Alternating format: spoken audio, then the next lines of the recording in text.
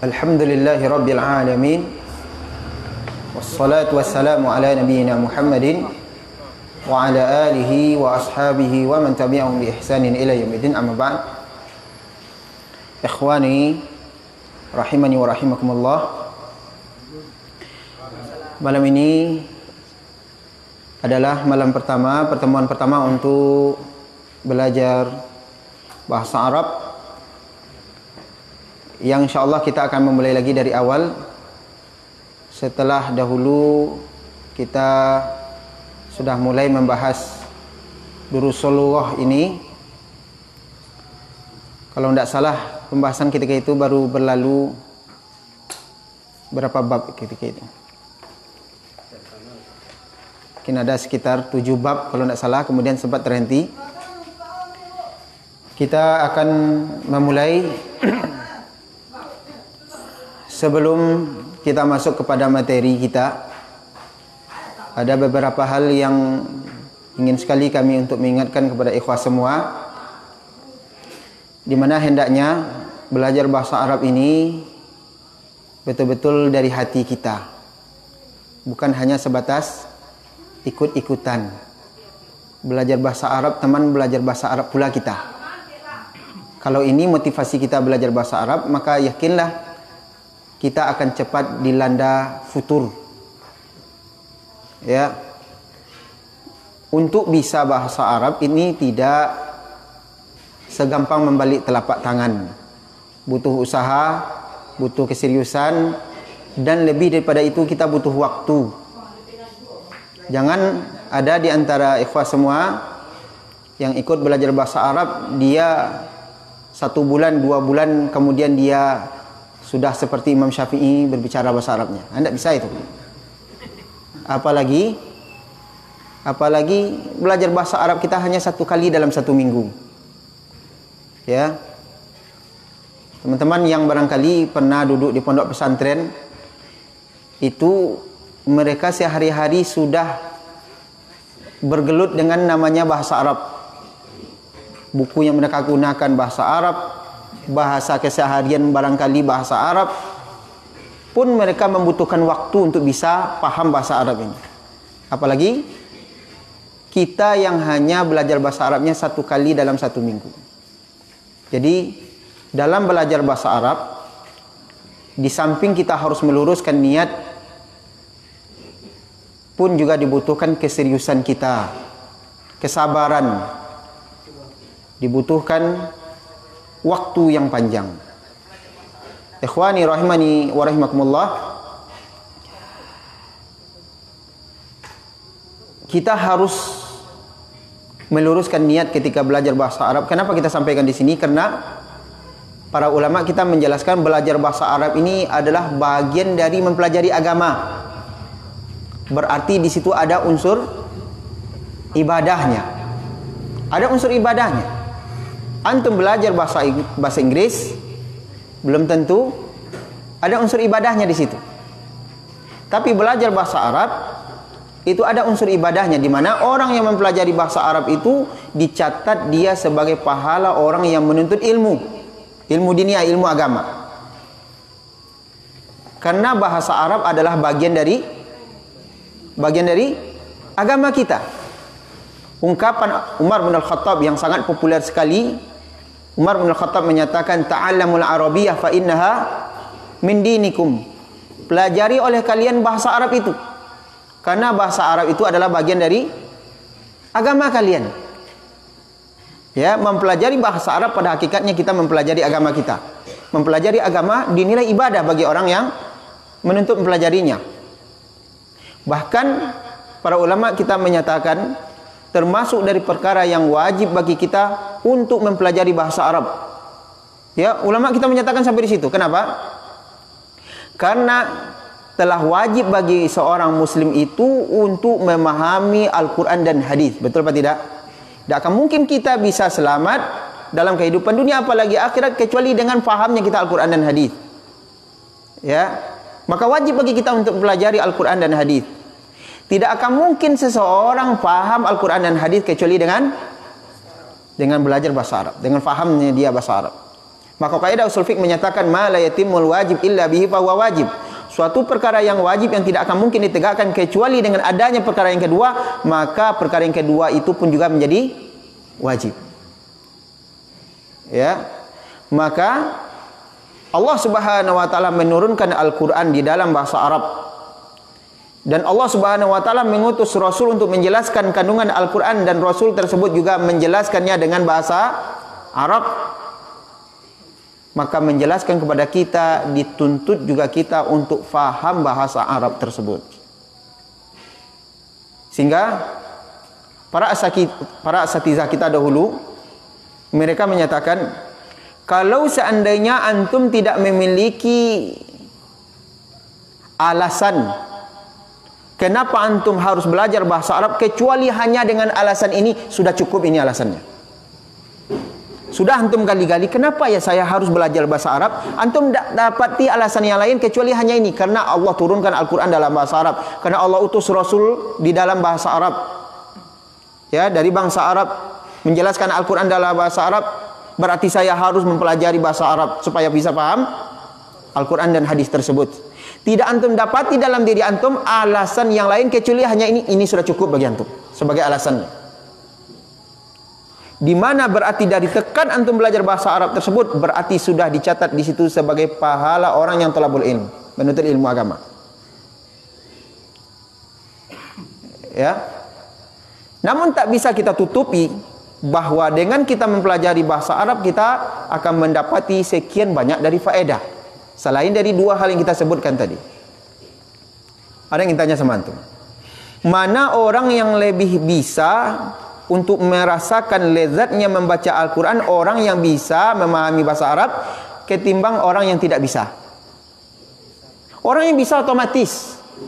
Orang yang tidak bisa bahasa Arab, untuk bisa faham dia butuh usaha yang kedua. Apa itu? Membaca terjemahan. Ya kan? Barangkali ada yang beralasan, Ustaz, tidak perlu rumit-rumit lagi belajar bahasa Arab, sekarang sudah banyak terjemahan. Kita nyatakan, iya, akan tetapi itu sangat sulit bagi antum untuk bisa khusyuk ketika baca Al-Quran tersebut, untuk bisa merasakan lezatnya membaca Al-Quran. Di mana ketika antum baca satu ayat, dituntut antum untuk membaca terjemahannya setelahnya. Ya, berbeda sekali orang yang mengerti bahasa Arab, ketika dia membaca ayat tersebut langsung dia bisa memahaminya, dan ini akan lebih mengantarkan kepada kekhusyukan. Coba antum rasakan nanti. Satu. Yang kedua, ketika antum memahami Al-Quran dan hadis, apalagi buku-buku agama terjemahan, yang itu pun sangat terbatas, jumlah buku agama yang diterjemahkan sangat terbatas sekali. Jangan kira antum ketika antum membaca sebuah buku terjemahan, antum akan mulus saja untuk memahaminya. Biasanya orang yang mempelajari agama melalui buku terjemahan, tidak bisa tidak dia akan mengikuti kepada pemahaman si penterjemah. Apa pemahaman si penterjemah, maka itu juga yang akan dia pahami. Bukan apa yang dimaksud oleh si penulis, ulama yang menulis buku tersebut. Paham maksudnya? Sangat berbeda sekali. Dan kami yang sudah merasakan perbedaan itu. Ya. Dan terlebih daripada itu, coba antum bayangkan, kalau antum melihat kepada buku terjemahan, mushaf terjemahan di situ, ketika Allah Subhanahu wa taala berfirman, alhaakumut takatsur, itu artinya apa? Di buku terjemahan, bermegah-megah telah melalaikan kalian. Kalau kita mengerti bahasa Arab, at-takatsur itu dari katsir, yaitu banyak, artinya memperbanyak harta, menumpuk-numpuk harta. Itu sudah melalaikan kalian. Kemudian dilanjutkan, hatta zurtumul maqabir. Apa artinya kalau kita lihat terjemahan? Sampai kalian masuk ke dalam kubur. Padahal kalau orang yang mengerti bahasa Arab, dia akan faham maksud ayat ini bukan sampai kalian masuk ke dalam kubur. Karena Allah menggunakan kata-kata itu bukan hatta tadkhulul maqabir, enggak. Tapi hatta zurtumul maqabir, sampai kalian ziarah.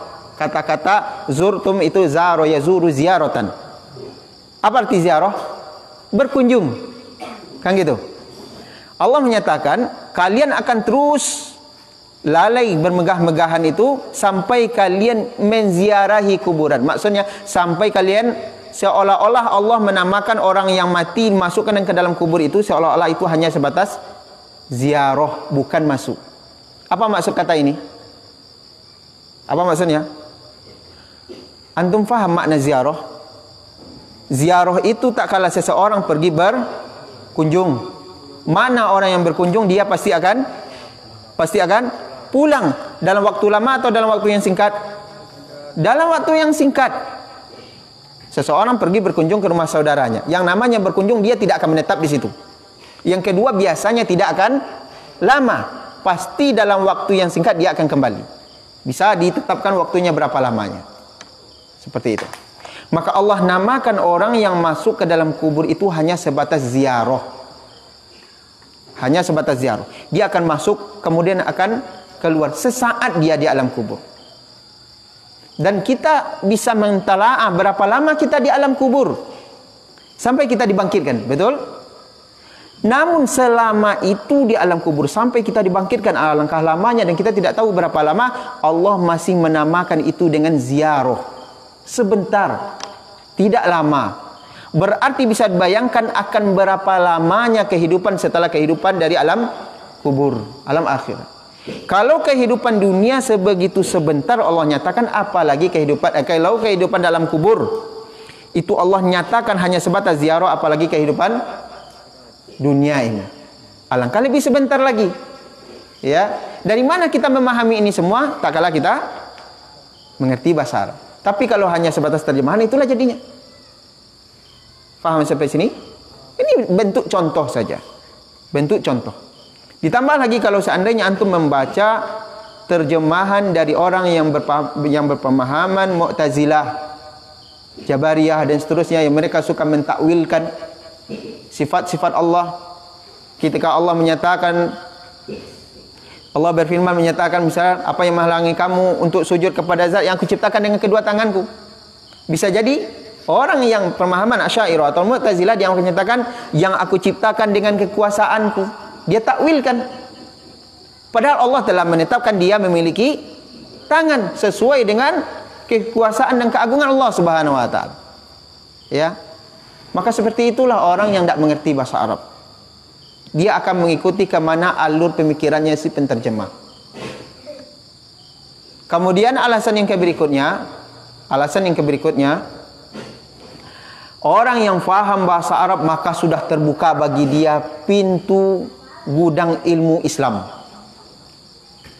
Kalau antum tidak bisa bahasa Arab, maka antum akan hanya terhambat kepada buku-buku terjemahan, dan itu bilangannya sangat sedikit. Padahal buku agama itu sangat banyak sekali. Kalaupun seandainya antum memiliki tahu kitab Sahih Bukhari itu dalam bahasa Arab, sudah diterjemahkan bahasa Indonesia. Untuk memahaminya antum harus butuh Fathul Bari karangan Al-Imam Ibnu Hajar. Berapa jilid? Puluhan jilid. Ya kan? Kalau diterjemahkan itu sangat banyak lagi. Butuh uang yang begitu besar. Namun kalau antum bisa bahasa Arab, antum tinggal download. Ada langsung. Ya. Tapi kalau antum cari buku yang terjemahan di download itu susah sekali. Tapi buku-buku bahasa Arab, ya, kitab-kitab ulama kita dalam bahasa Arab itu sangat banyak. Syarul Mumti contohnya.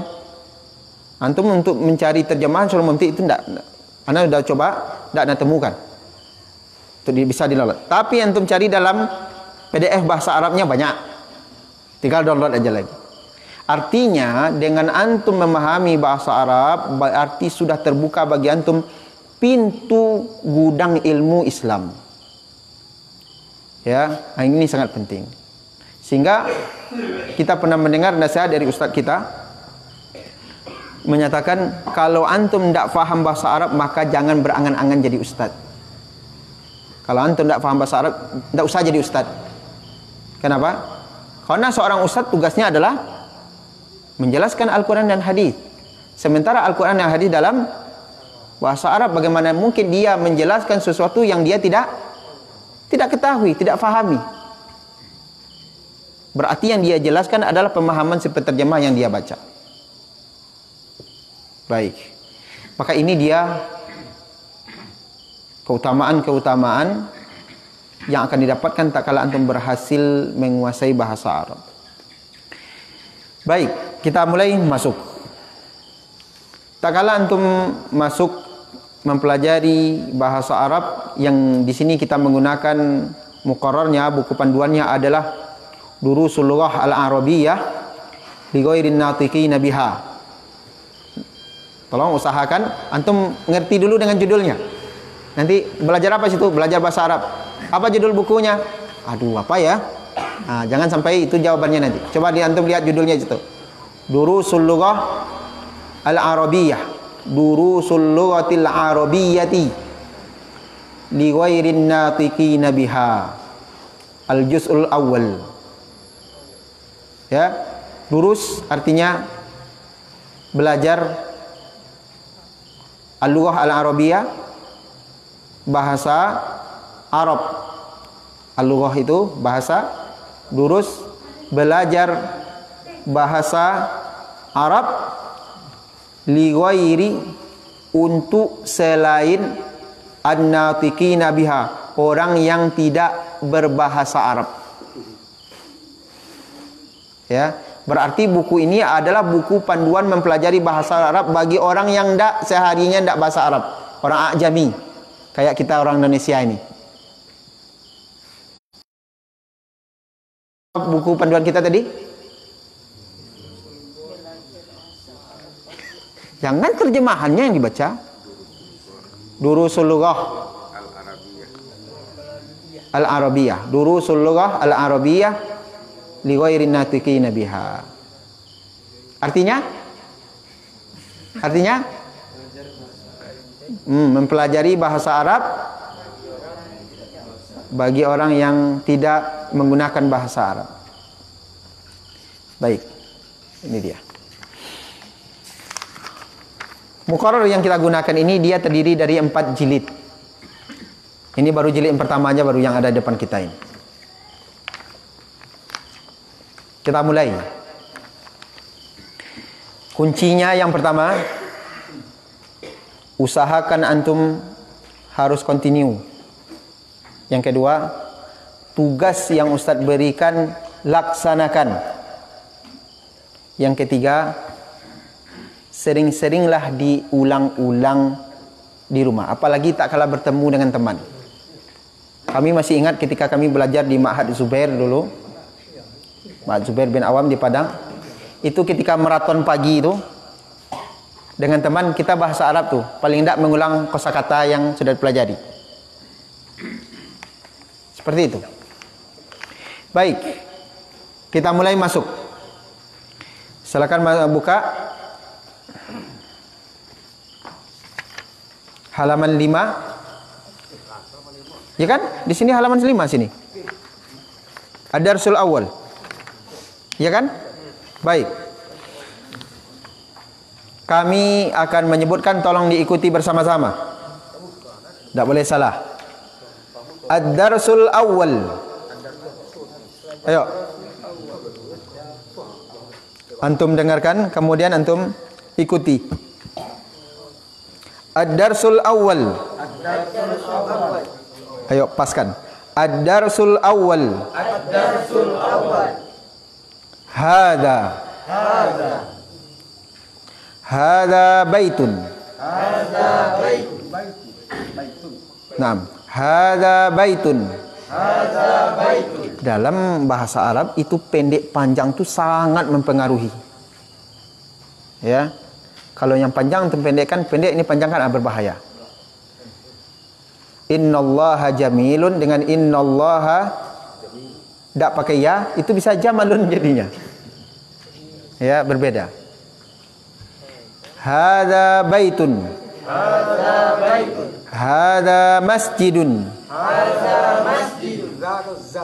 Hurufnya zal. Iya, za. Lunakkan. Jangan haza. Zai hurufnya jadinya. Hada masjidun. Hada masjidun. Hada babun. Hada babun. Hadza kitabun. Hadza qalamun. Hadza miftahun. Hadza maktabun. Hadza sarirun. Hadza kursiyun. Ada itu enggak? Ya.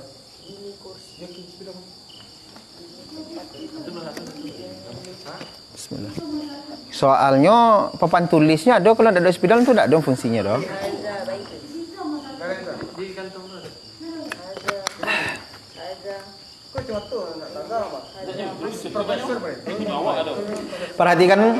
Perhatikan.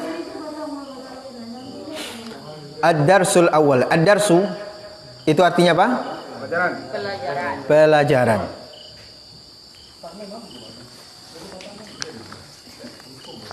Ini tidak bisa pakai kode bang.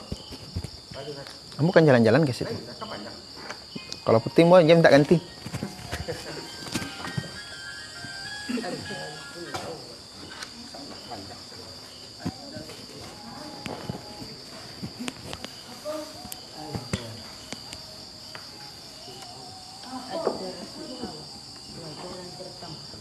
Ini dia. Ad-darsul awal. Ad-darsu itu dari kata-kata darosa, ya durusu, darsan. Artinya ketika dia dijadikan masdar, pelajaran. Al-awwal ini artinya yang pertama. Hah? Baik.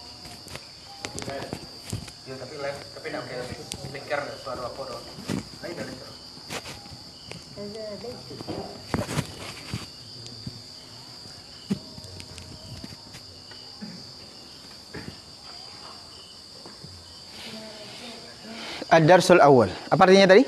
Pelajaran pertama. Pelajaran yang pertama. Nah, ini sama dengan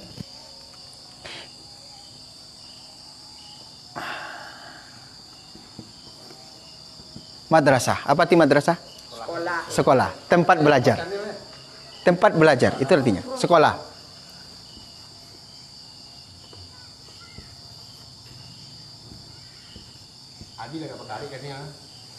Mudarris. Ini dari kata-kata darussa semuanya. Mudarris, apa artinya? Guru yang mengajar. Madrasah, tempat belajar. Mudarris, orang yang mengajar. Ya. Nah, ini dari kata-katanya tuh. Ad-darsul awal. Taib. Sama-sama. Ad-darsul awal. Ad-darsul awal. Taib. Kemudian pembahasan kita di sini. Ini dia. Haza. Apa arti haza? Ini. Iya. Ini. Kata tunjuk. Ismul isyarah. Kata tunjuk. Dan ini hanya digunakan untuk lil muzakkar. Lil muzakkar, untuk laki-laki. Ya, hadza. Misalnya hadza qalamun. Ini pena. Hadza kitabun. Ini buku, ya, dan seterusnya. Pokoknya untuk misalnya hadza Ahmad, hadza Muhammad, hadza misalnya siapa lagi itu? Anggi misalnya kan hadza. Tapi kalau ada si Fatimah, hadza Fatimah. Enggak bisa. Berarti apa si Fatimah harus pakai peci berarti. Ya. Maka ini hanya untuk lil muzakkar, untuk laki-laki, atau untuk kata benda yang menunjukkan laki-laki. Untuk kata benda yang menunjukkan laki-laki. Berarti lil muzakkar maksudnya untuk laki-laki, atau kata benda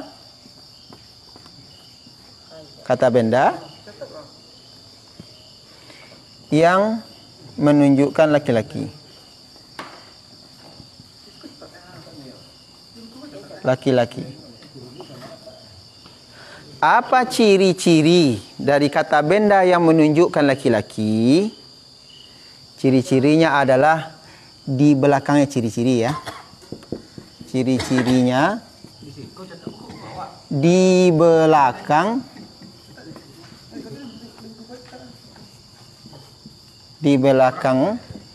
tidak ada ta marbutoh. Ta marbutoh itu seperti ini dia. Nih. Ini nama ta marbutoh. Kenapa ta marbutoh? Ta itu kan seperti ini. Marbutoh. Ya. Nih katanya. Marbutoh. Ta itu kan seperti ini. Namun di sini dia diikat. Dikasih titik 2 di atas. Marbutoh artinya terikat. Dari awalnya terbuka jadi terikat. Ta marbutoh namanya seperti ini. Kalau dia katanya itu tidak ada ta marbutoh di belakang, maka itu menunjukkan muzakkar. Maka kita gunakan kata haza. Contoh itu tadi. Kitabun. Ada ta marbutohnya di belakang? Tidak ada. Maka bisa kita gunakan di sini haza. Haza kitabun. Tapi kalau ini contohnya madrasah, apa madrasah tadi? Madrasatun. Apa artinya? Madrasatun. Ada ini dia. Berarti ini muzakkar. Tapi untuk muannas, ya, maka tidak bisa kalau kita gunakan hadza madrasatun, khata, salah. Berarti pakai hazihi pembahasan yang berikutnya. Kita bukus hadza aja dulu. Iya. Ya, sampai di sini paham? Berarti haza akan kita gunakan lil muzakkar. Ciri-ciri muzakkar pertama laki-laki. Ya. Dalam bahasa Arab contohnya laki-laki tapi hampir mirip namanya dengan nama perempuan. Apa ya? Pembantu yang mengawali Nabi ketika berdagang. Ya Maisarah. Maisarah itu laki-laki perempuan? Laki-laki yang menemani Nabi. Maisarah itu laki-laki? Iya, laki-laki. Maisarah itu laki-laki. Iya. Iya memang seperti itu maksud kita. Jadi dia laki-laki tapi ada ta marbutoh di belakang. Kayak Maisarah tadi. Kalau memang Maisarah itu laki-laki ya, sahabat laki-laki ya. Iya. Nah, dia Maisarah. Contoh. Maisarah. Ini tak sah. Maisarah. Ini ya. Baik. Ini dihukumi laki-laki apa perempuan? Laki-laki. Karena memang namanya. Iya, karena memang laki-laki orangnya. Seperti itu. Sama dengan ini. Zainab. Zainab. Ada ta marbutoh di belakang? Tidak. Apakah dia dihukumi laki-laki atau perempuan? Perempuan, karena Zainab memang untuk nama perempuan. Maka walaupun tidak ada ta marbutoh di belakang, jangan dipakai haza. Karena dia sudah pasti ini perempuan, tidak cocok, ini salah. Tetap pakai hadhihi. Sampai di sini paham? Baik.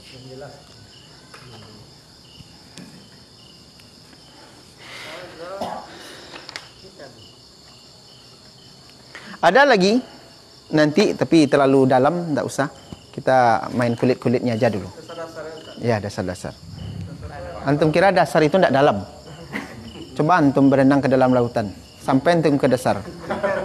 Dalam pendak. Jadi antum minta dasar-dasar, pada hakikat antum minta yang paling dalam.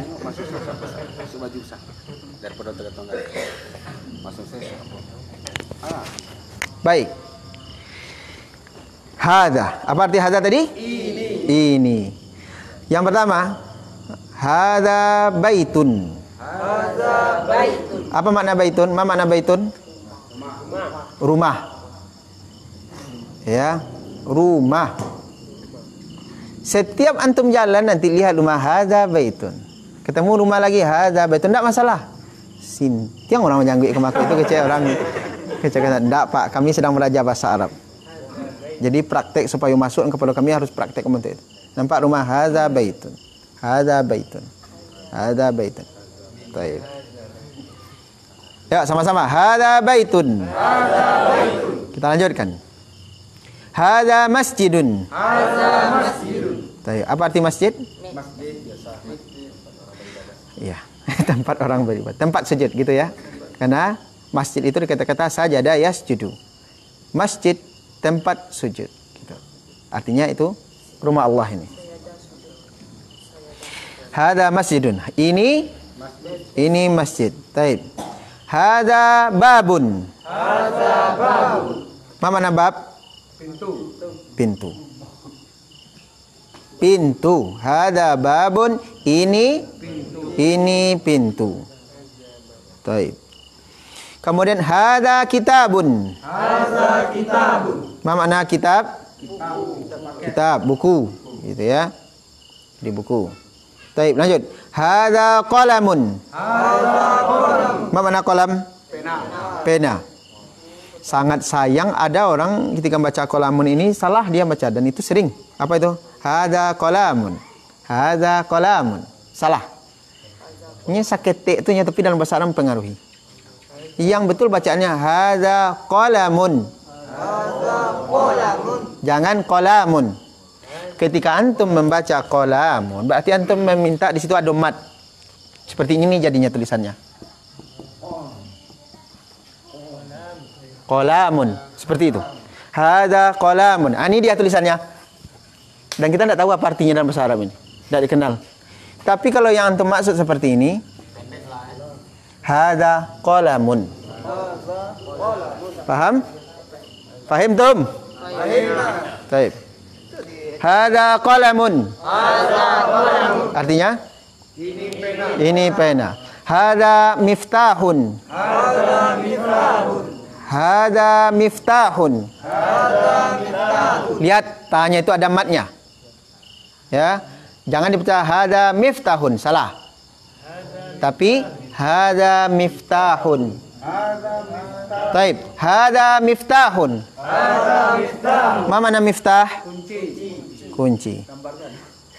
Baik, beko akan ada tes beko. Tutik buku ambo caliakan, ambo peragakan beko. Siang dah dapat nyot tagak di muka. Apa ndak Pak? Apa ndak? Ambo kuliah di Zubair Mahat Zubair dulu. Itu kawan sabangku itu memang pak-pak lah pensiunan kerajo. Ikutlah belajar. Kira ndak dapat dia. Sama tagak kamu ku sadonya. Dosennya galak-galak mencalian. Masya Allah, Syekh. Yo. Walaupun tak lepetnya tagak ke muka tapi senang juga galak-galak sama-sama. Ya.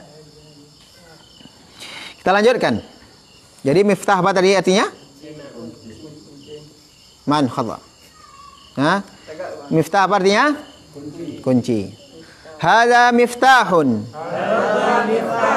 Baik, lanjut. Hadza maktabun. Ma mana maktab? Hawa. Meja. Baik. Berarti hadza maktabun. Ini meja. Naam. Hadza sarirun. Kariru hadza sarirun. Apa artinya? Ya, tempat tidur ya. Ini tempat tidur. Hadza kursiyun. Apa artinya? Ini kursi. Baik, kita mulai dari sini. 1, 2. Kemudian lanjut, Bang. Seperti itu. Yang punya buku, yang tidak punya buku baca doh. Baik, mulai. Hadza babun. Dak dari ate. Ad-darasul awal. Ad-darasul awal. Nah, salah. Ad-darasul awal. Ad-darasul awal. Naam, tasydid ya, bitasydid. Apa artinya? Pelajaran pertama. Baik. Wasil. Lanjut. Iyo. Hadza babun. Enggak, belum jadi di sebelah kiri awak berbahasa Arab itu dari kanan. Dari kanan. Ya. Enggak, yang dibawa darsul awal tadi dulu. Hadza. Hadza. Artinya ini. Baik, mulai. Hadza babun. Dari yang kanan. Antum biasakan kalau bahasa Arab dari yang kanan. Hadza Al-Quran. Hadza baitun. Panjangkan hanya. Hadza baitun. Hadza baitun. Artinya Ini rumah. ba'dahu. Lanjutkan. Ya. Ya. Sampingnya. Hadza masjidun. Karir, ulangi. Hadza masjidun. Artinya? Ini masjid. Taib. Ba'dahu. Hadza babun. Ini pintu. Taib. Ba'dahu.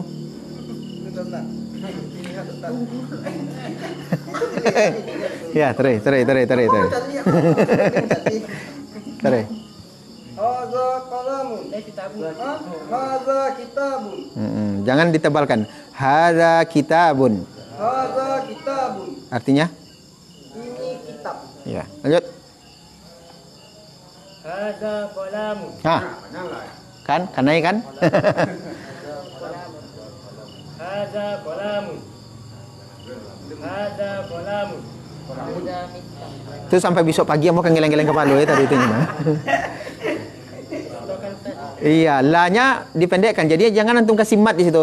Kalau antum baca qalamun, berarti antum meminta di situ ada matnya di situ. Padahalnya tidak pakai mat. Yang betul hadza qalamun. Hadza qalam. Nah, Karir ulangi.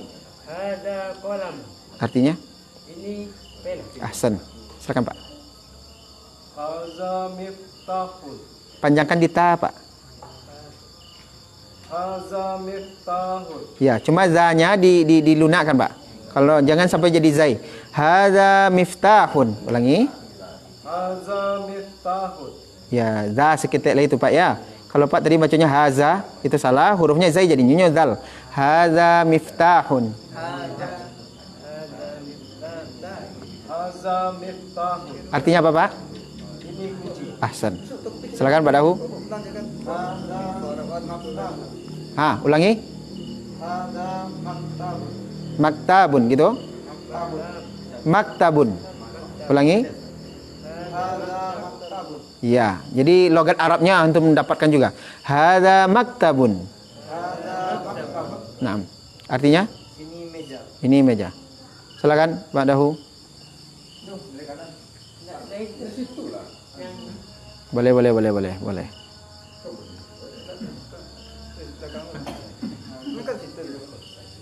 Hadza sarir. Ulangi. Hadza sarir.